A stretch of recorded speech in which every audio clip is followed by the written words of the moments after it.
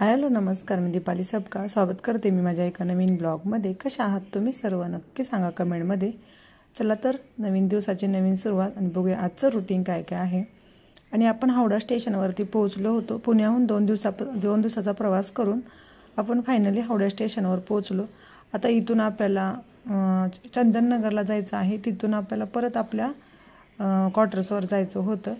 तर चला सर्वांनी थोडं थोडं आता खाऊन घेतले। आता इथून पुढचा प्रवास सुरू करूया आपण। आणि खूप म्हणजे वैताग पण आला होता। 2 दिवसाचा प्रवास केला, त्याच्यानंतर आणखी प्रवास करायचा। बॅगा वगैरे मुलं वगैरे पण हेल्प करतायत। सर्वांनी आपापली बॅग पकडली आणि परत आम्ही लोकल ट्रेनला बसलो। लोकल ट्रेनमध्ये पण 1-1.5 तासाचा प्रवास करून आम्ही चंदननगरला पोहोचलो होतो।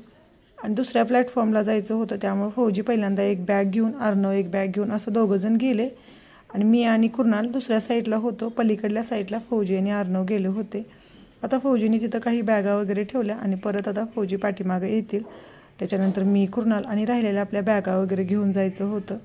आता घरी जाऊन परत गेल्यानंतर तिथली आणि साफसफाई आहेच। गावाला जाताना खूप एक्साइटिंग असते, पण आल्यानंतर नको नको वाटतं सगळ्या गोष्टी, साफसफाई म्हणा आहे। तर चला आता रुटीन लागसपर्यंत थोडं टाईम तर जाणार आहे। आणि आता चंदननगरवर पोहोचल्यानंतर परत आम्हाला ई रिक्षा पकडावी लागली आणि इथून पुढं परत आपल्याला बोट पकडायची आहे।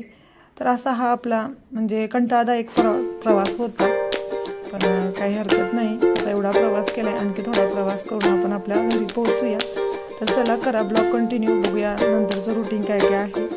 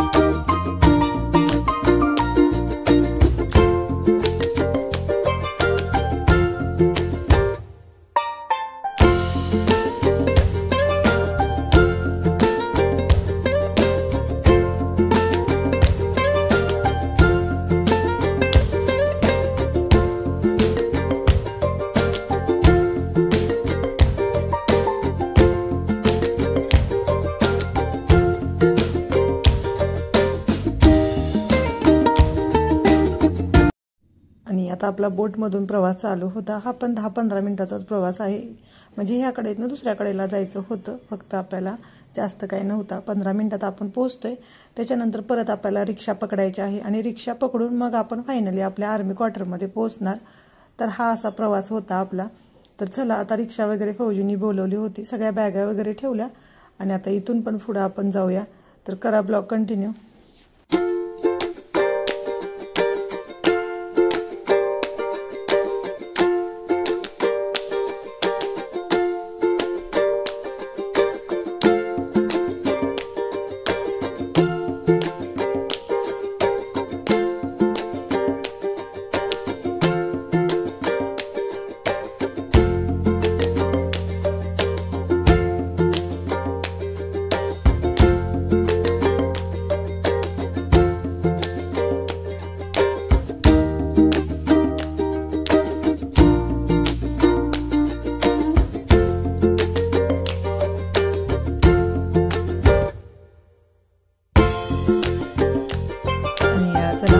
आपण आर्मी क्वार्टर्समध्ये पोहोचलो।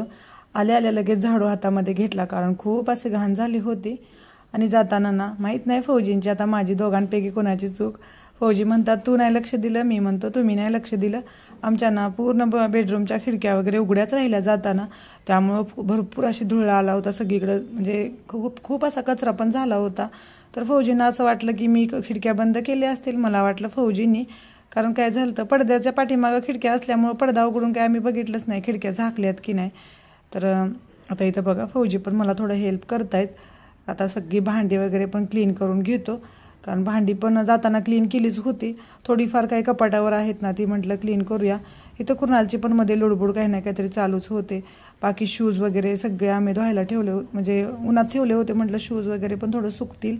आणि सगळं असं वास आल्यासारखं वाटत होतं, तर म्हटलं हे सगळं आता बाहेर पसारा म्हणजे सुकवूनच नेऊया. थोड्या डाळी वगैरे होत्या त्यामध्ये सुकवायला टाकल्या, हांतरून वगैरे सगळं आपला जो पसारा होता ना सगळं आता इथं सुकवायला ठेवलाय. थोडं म्हटलं ऊन लागलं की छान वाटेल. जाताना कितीही क्लिनिंग करा पण आल्यानंतर भरपूर असं काम तर होतंच. आता ही कपाटावर काही भांडी होती ना, तरी मी जाताना सगळी भांडी क्लीन करून गेलो होतो. थोडीफार काही भांडी आहेत ती पण म्हटलं आता क्लीन करून घेऊया सगळी, नाहीतर मग मन होत नाही जेवण वगैरे बनवायला. तर म्हणजे एक दिवसात झालं तर ह्यावेळेस जास्त काही त्रास नाही झाला, कारण जातानाच मी ना कपडे वगैरे सगळं व्यवस्थित धुवून वगैरे ठेवून गेलो होतो. त्यामुळे आपल्याला एक दिवसातच क्लिनिंग चालूच होती. तोपर्यंत माझी मैत्रिणींना जेवण घेऊन आली होती. मस्त भात भाजी सॅलड वगैरे डाळ चपाती सगळं जेवण आणलं होतं. तर छान वाटलं मस्त. आता सर्वांनी जेवण वगैरे पण करून घेतलं आणि दिवसभर नंतर व्हिडिओ काही बनवला नाही. सगळी क्लिनिंग वगैरे करण्यात आता संध्याकाळ झाली, तर म्हटलं पहिलं देवाला दिवा लावून घेऊया, कारण आता सगळी घरातली क्लिनिंग झालीच होती. तर संध्याकाळी छान आता देवपूजा वगैरे केली. आमच्या सर्वांची आंघोळ झाली आणि आमचं एक नुकसान पण झालं होतं. जे आपल्या बेडरूममध्ये छान असं झाड होतं ना, ते पण झाड सुकून गेलं. त्याला पाणी नसल्यामुळं का काय माहिती काय झालं, खिडकी पण उघडी होती, खिडकीतनं जास्त ऊन आल्यामुळं पण ते झाड सुकलं आणि ते मेलं होतं. तर खूप वाईट पण वाटलं. एवढं झाड आम्ही त्याला छानपैकी म्हणजे केलं होतं, पण आता चला काही नाही. आणि हे बाहेर ना आपलं जे झाड होतं ना, म्हणजे हे वेलांचं, ह्याला त्या ताईंनी पाणी घातलं, त्यामुळे ते झाड आपलं छान म्हणजे टिकलं होतं. आता संध्याकाळची वेळ, घरामध्ये थोड्याफार भाज्या म्हटलं घेऊन येऊया, कारण आता भाजी तर पाहिजे, बाकी काहीच नव्हतं. घ्यायला काही जमली होती तर भाजी काही जास्त काही मिळाली नाही, कारण आता संध्याकाळी भाज्या नसतात. आपलं काम चालेल तो थोड्याशा आहेत.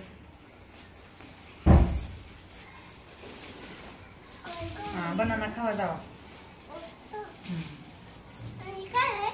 आलू आहे, चिक्कू का म्हणजे बाळा नाही चिक्कू, आता ऍपल आहे, ऍपल खावा जावा. आणि त्याच्यामध्ये ना कांदे आणल्यात तिथं खाली, त्याच्यामध्ये कांदे आलं आणि थोडेसे बटाटे वगैरे पण आणल्यात. आणि अर्नो कोणासाठी केळी, थोडे ऍपल्स वगैरे पण घेतल्यात. ठीक आहे, केळी आणि टॅमॅटो लिंबू वगैरे. आणि भाजीला फक्त मला हे दोडकेच भेटल्यात, केळी नाही आणले बा. आणि धनिया पत्ता, कारण भाजीमध्ये धनिया पत्ता पाहिजे. थोड्याशा हिरव्या मिरच्या. तर एवढीच भाजी, जास्त काही घेतली नाही कारण भाजीच नव्हती, नाही मिळाली. म्हटलं चला हा एवढी ठीक आहे. तर हा व्हिडिओ मी इथं संपवतो, कारण व्हिडिओ खूप मोठा झाला असेल, माहित नाही आता. तर चला हा व्हिडिओ इथं संपवते. व्हिडिओ कसा वाटला नक्की सांगा कमेंटमध्ये. व्हिडिओ आवडला तर छोट्याने खूप सगळं प्रेम करा, मोठ्याने खूप सगळा आशीर्वाद द्या. भेटूया अशाच उद्याच्या नवीन छान छान ब्लॉगमध्ये. तोपर्यंत बाय बाय. जय महाराष्ट्र.